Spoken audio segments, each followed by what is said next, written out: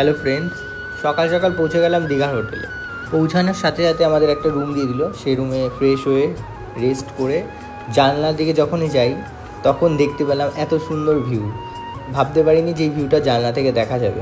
তো টিফিন করে লুচি আর আলুর দম খেয়ে আমরা স্নানের দিকে যাব সমুদ্রে। এটাই ভাবতে ভাবতে যাচ্ছিলাম যে সমুদ্রে স্নান করার পর আমার লুকটা কেমন হবে। সমুদ্রের কাছে চলে গেলাম। সমুদ্রে ওখানে গিয়ে কিছু ছবি ভিডিও করে স্নান করে রুমে চলে আসলাম।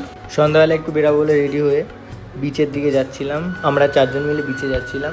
ফার্স্ট টাইম আসলাম, তো এক্সপিরিয়েন্সগুলো খুবই ভালো আর খুবই সুন্দর। তোমরা হয়তো অনেকেই গেছো, আমি প্রথমবার এসেছি এখানে সন্ধ্যার পর প্রচুর বড় মার্কেট বসে, আমি সেটা জানতাম না। এখানে বিভিন্ন টাইপের জিনিস পাওয়া যায়, তো যেদিন যাব সেদিন বাড়ির জন্য নিয়ে যাব। এখানে যে হাওয়া, এই হাওয়া খেলে তোমাদের মন অবশ্যই ভালো হয়ে যাবে।